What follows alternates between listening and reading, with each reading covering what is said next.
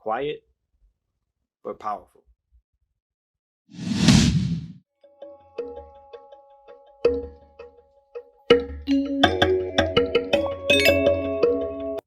Hello, welcome to Just My Thoughts. I'm your host, Khaleel Ward. On this episode, I'll be talking about a Prime video called Never, Rarely, Sometimes, Always. The movie follows this girl named Autumn. She's 17 and she just found out that she's pregnant. She lives in Pennsylvania with her parents. She has siblings, but the family is unsupportive. They're very disconnected.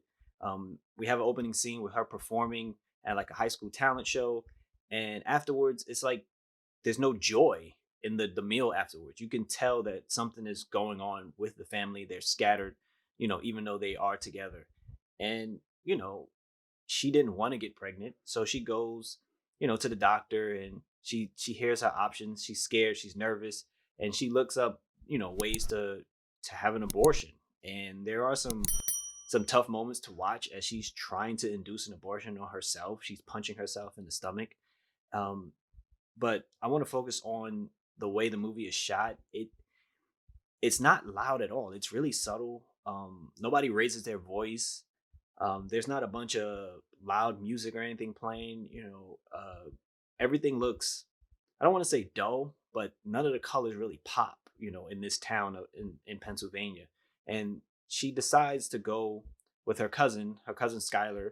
They work together in this convenience store, and this creepy guy that works there. It's just a lot of creeps that pop up in this movie. On top of her being scared of being pregnant, but there's like creepy people around, and they hop on a bus to New York City, and New York is intimidating, even for New Yorkers, especially 42nd Street, Port Authority, and they think it's going to be a 1 day trip to get an abortion and then go back home, but it's of course it's more complicated than that, and they have to stay in New York on multiple days, and they have no place to stay. They're trying to stay on the train. They're trying to sleep at Port Authority. There's creeps on the subway. If you live in New York, you've seen them before. And the movie is just, again, really quiet, like, but it's a powerful message. And I think the most powerful thing in the movie is when she, gets to one of the clinics in New York and they start asking her the questions, about the procedure, and they're asking her tough relationship questions about her life, and just her reaction to some of the questions, it brings you into the movie. It keeps you locked into what's going on, even though it's not a bunch of explosions or it's not a lot of dialogue actually in this movie. Even between her and her cousin, they don't really talk that much on the trip. It's just facial expressions. Like the person that's going to get this abortion in another state is terrified, and they just look at each other. Are you okay? And it's usually like a yeah, and then the person isn't okay, but they just keep it moving.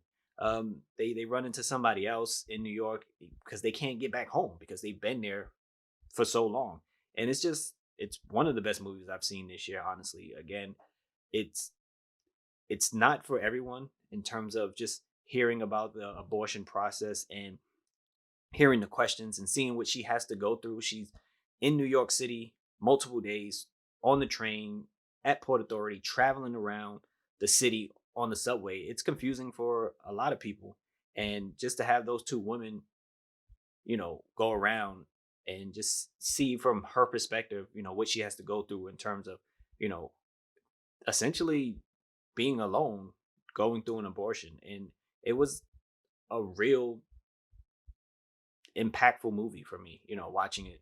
And I suggest that everybody watch it on Prime Video. I rented it, but it's a really incredible film. It was written and directed by a woman.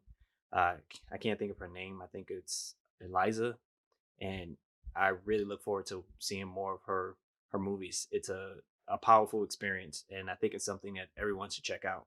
Never, rarely, sometimes, always. Thank you for listening. Deuces.